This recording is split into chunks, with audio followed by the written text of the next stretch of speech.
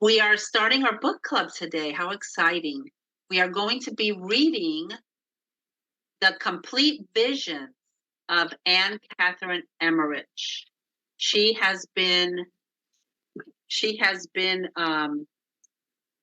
beatified by Pope John Paul II, right? Right, beatified. And so she's going to be a saint. And so Jeanette, she wanted to start this. The Holy Spirit was nudging her, and the name just came to her, and it was, We are holy. Be holy, or I am holy. Peter. One way to get holier in our lives is by reading holy books. So, and she got that title from 1 Peter 1:16. yes. And she wanted to start this book club with this particular book because of one of her devotions was to Saint Joseph, and she was given privileges, which were visions. And so she tells us about those visions. Yes. And holy reading is a privilege, is according to Pope, or rather Fulton Sheen and Padre Pio both said you can read your way into heaven. Yes. Holy reading is very important, and it helps elevate our soul. So let's get started. Yeah, the creation. Introductory remarks. Of the visions of her childhood, Sister Emmerich tells us, when in my 6th year, I reflected on the first article of the Apostles' Creed. I believe in God, the Father Almighty, creator of heaven and earth. There passed before my soul innumerable pictures of the creation of heaven and earth. I saw the fall of the angels, the creation of the earth and paradise, that of Adam and Eve, and the fall of man. I thought everyone saw this as we do other things around us, and I spoke of it freely to my parents, brothers, sisters, and playmates. But they laughed at me. They asked me whether I had a book containing all these things. And so I began to keep silence concerning them. I thought, though without much reflection, that perhaps it was not proper to speak on such subjects. I had these visions by night and by day, in the fields, in the house, sitting or walking, and when engaged in all kinds of employments. One day at school, I happened to speak of the resurrection, describing it differently from what we had been taught. I felt certain that everyone knew it just as I did. I did not dream that there was anything peculiar in my account of it. But the children gazed at me in wonder and laughed, while the master reproved me gravely and warned me not to indulge such imaginations. My visions continued, but I kept them to myself. I was like a child looking at a picture book, explaining the pictures in its own way, but not thinking much about their meaning.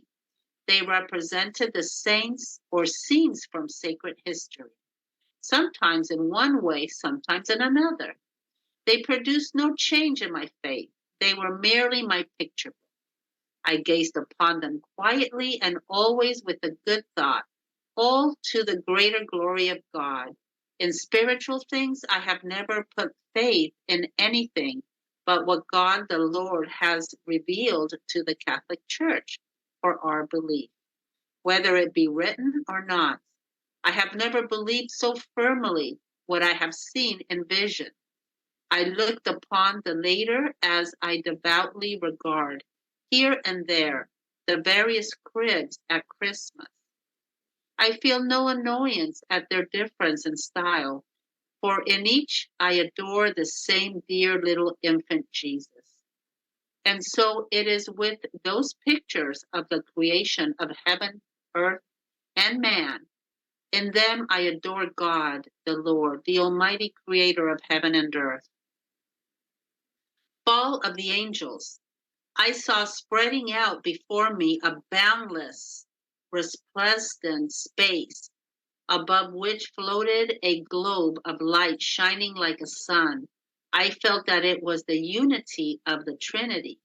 In my own mind, I named it the One Voice, and I watched it producing its effects. Below the globe of light arose concentric circles of radiant choirs of spirits, wondrously bright and strong and beautiful. This second world of light floated like a sun under that higher sun. These choirs, these choirs came forth from the higher sun, as if born of love. Suddenly I saw some of them pause, wrapped in the contemplation of their own beauty.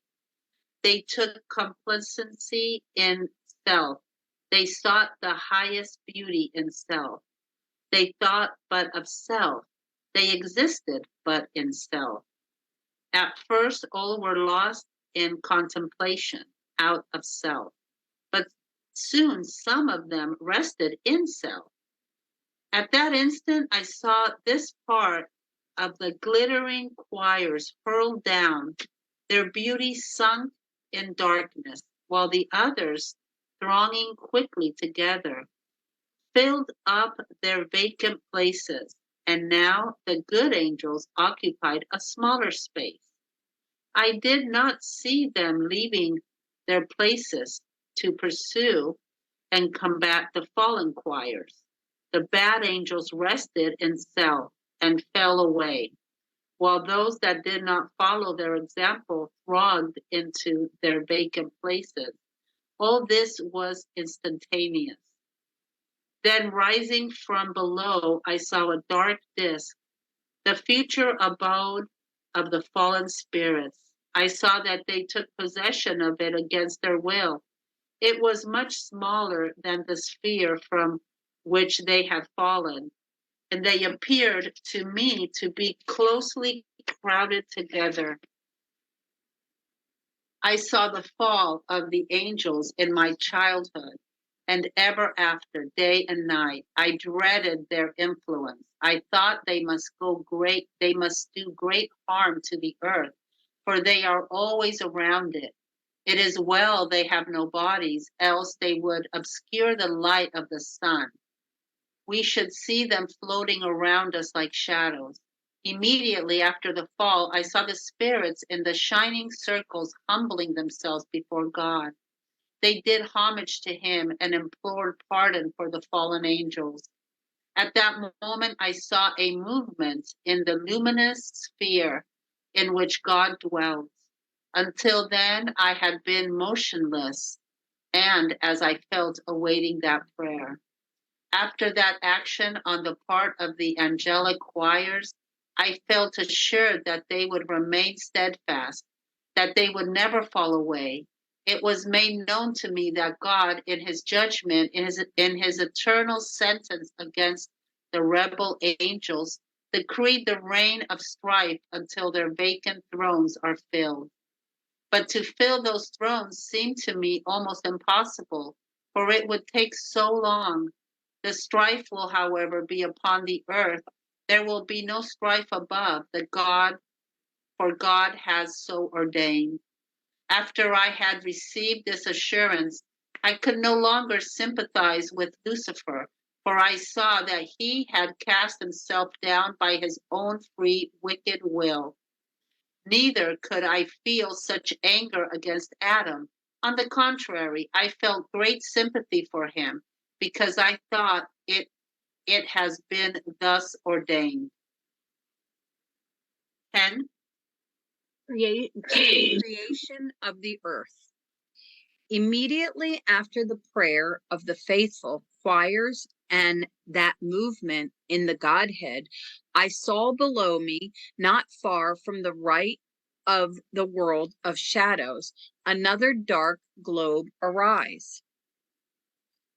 I fixed my eyes steadily upon it. I beheld it as if in movement, growing larger and larger, as it were, bright spots breaking out upon it and encircling it like luminous bands. Here and there they stretched out into brighter, broader plains. And at that moment, I saw the form of the land setting boundaries to the water. In the bright places, I saw a movement as of life, and on the land, I beheld vegetation springing forth and myriads of living things arising. Child that I was, I fancied the plants were moving about.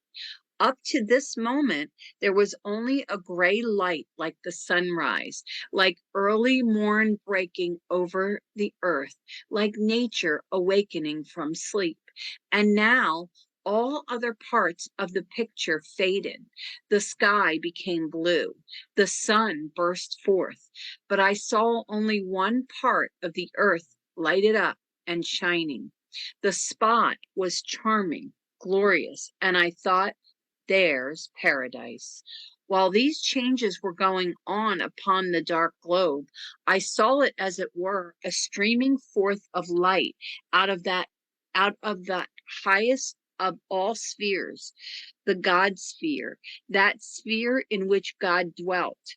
It was as if the sun rose higher in the heavens, as if bright morning were awakening.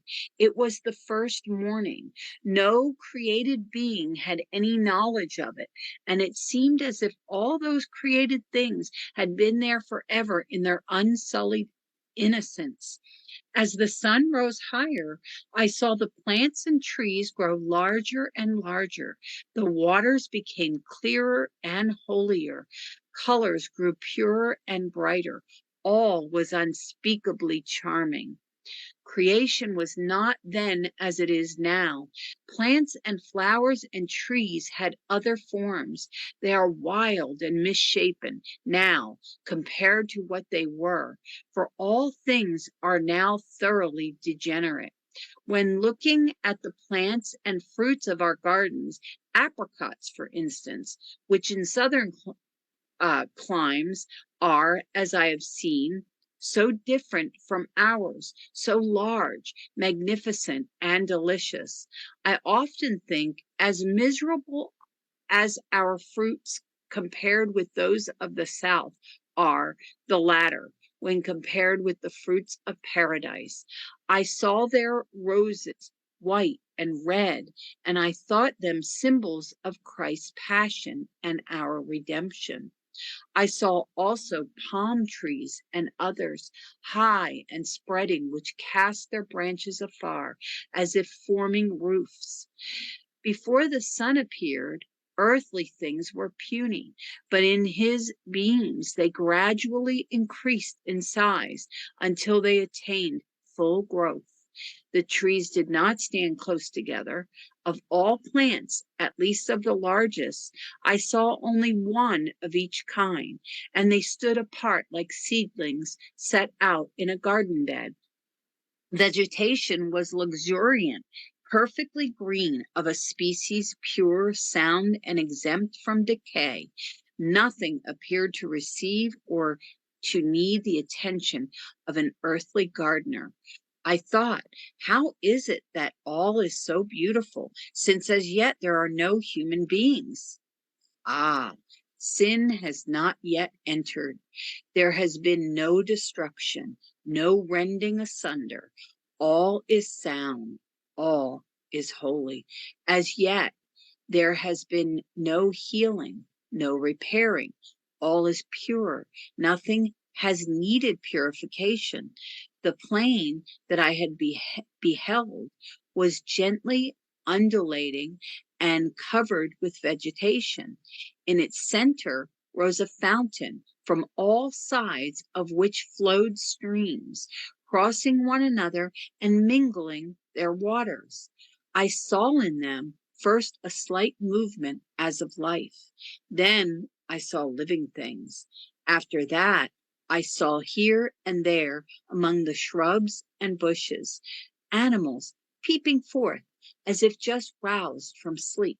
They were very different from those of a later day, not at all timorous, Compared with those of our own time, they were almost as far as they're superior as men are superior to beasts. They were pure, noble, nimble, and joyous. Words cannot describe them. I was not familiar with many of them, for I saw very few like those we have now. I saw the elephant, the stag, the camel, and even the unicorn. This last I saw also in the ark. It is remarkably gentle and affectionate, not so tall as a horse, its head more rounded in shape. I saw no asses, no insects, no wretched, loathsome creatures. These last I have always looked upon as a punishment of sin, but I saw myriads of birds and heard the sweetest notes as in the early morning. There were no birds of prey that I could see, nor did I hear any animals bellowing. Paradise is still in existence, but it is utterly impossible for man to reach it. I have seen that it still exists in all its splendor. It is high above the earth and in an oblique direction from it, like the dark globe of the angels fallen from heaven. Should I continue? Adam and Eve. Do you think that's enough reading, or do you want to read a little more? We could maybe just read the Adam and Eve. Okay, go ahead. So that way we each did 2, and then tomorrow we'll do 2, so it's not too long. Awesome. I saw Adam created not in paradise, but in the region in which Jerusalem was subsequently situated. I saw him come forth glittering and white from a mound of yellow earth, as if out of a mold. The sun was shining, and I thought, I was only a child when I saw it, that the sunbeams drew Adam out of the hillock. He was as if it were born of the virgin earth. God blessed the earth, and it became his mother. He did not instantly step forth from the earth. Some time elapsed before his appearance. He lay in the hillock on his left side, his arm thrown over his head, a light vapor covering him as with a veil. I saw a figure in his right side, and I became conscious that it was Eve, and that she would be drawn from him in paradise by God. God called him. The hillock opened, and Adam stepped gently forth. There were no trees around, only little flowers. I had seen the animals also, coming forth from the earth in pure singleness, the females separate from the males. And I saw Adam borne up on high to a garden, to paradise. God led all the animals before him in paradise, and he named them. He followed him and gamboled around him, for all things served him before he sinned.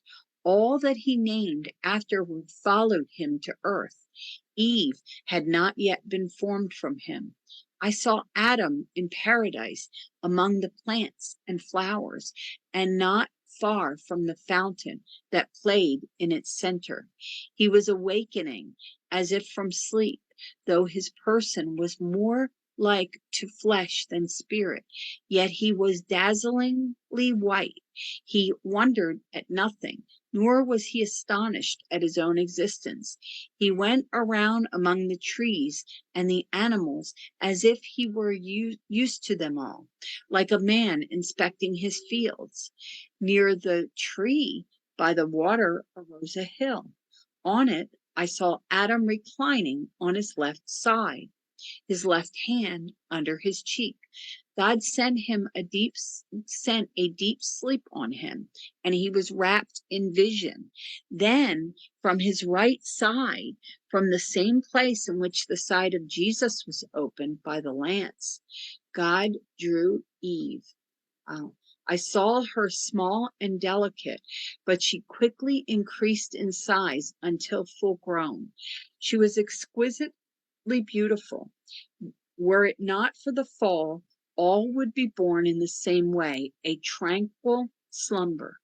The hill opened, and at Adam's side arose a crystalline rock formed apparently of precious stones.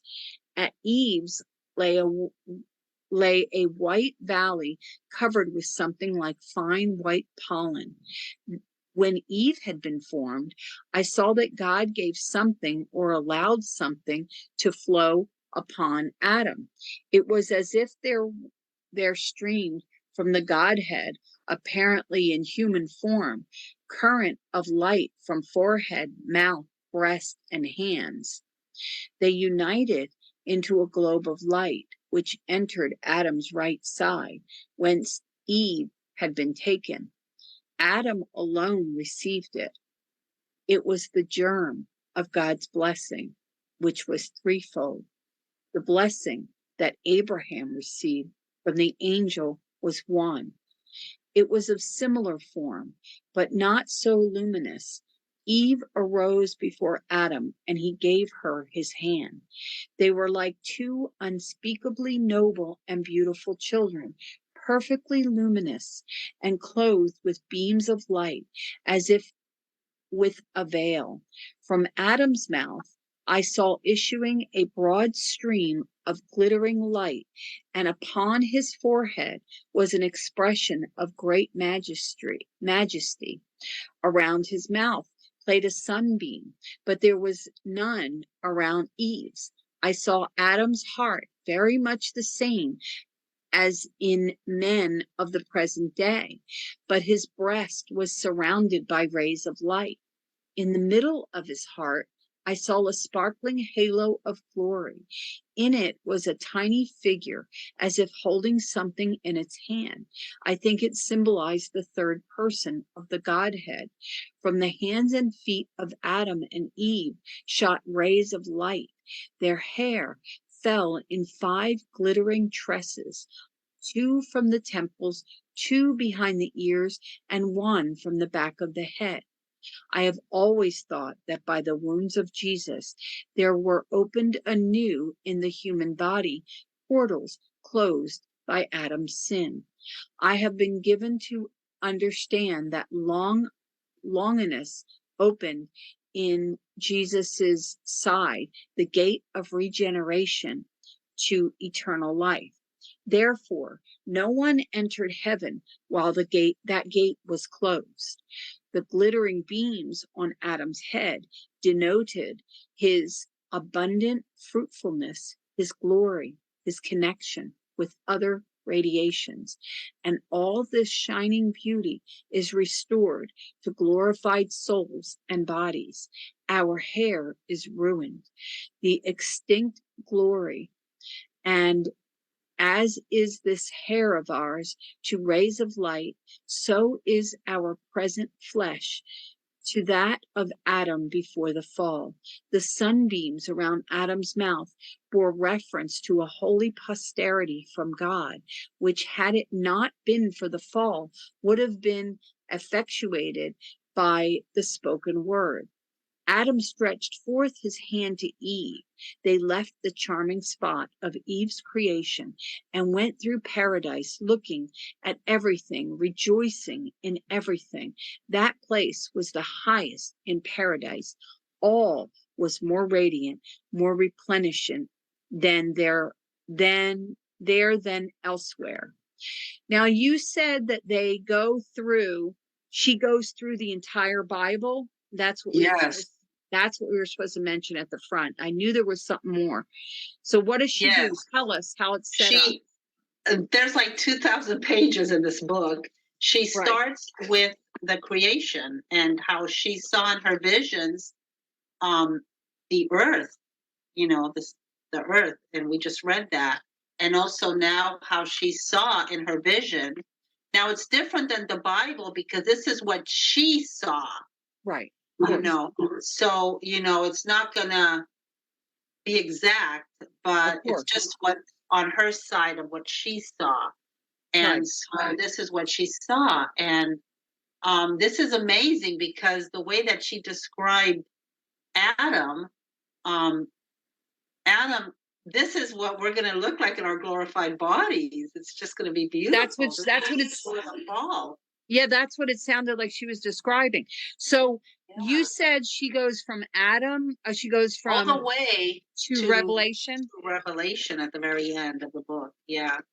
So she Okay. goes through a lot of visions that she saw, which she read in the Bible, and she saw those visions.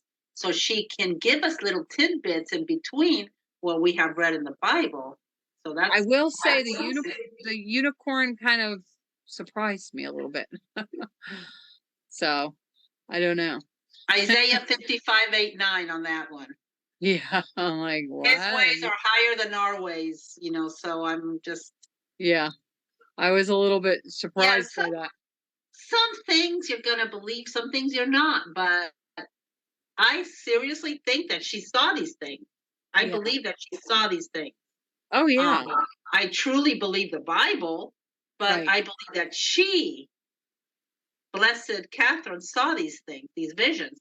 And then after I read this book, I'm going to definitely look into the other mystics and see what they saw. Well, then I will ask if we can read my saint is Saint Teresa of Avila, because Yes. you know why? Because she does a prayer thing, and I think she does it like in a garden or something, and water, and the way she describes it, like it's just amazing. It's just amazing. Yeah. So I Yeah, like though the that's reason. Sue's saint too. Oh, is Sue it? loves Oh, I Teresa of didn't know Avila. that. Yeah. I didn't know that.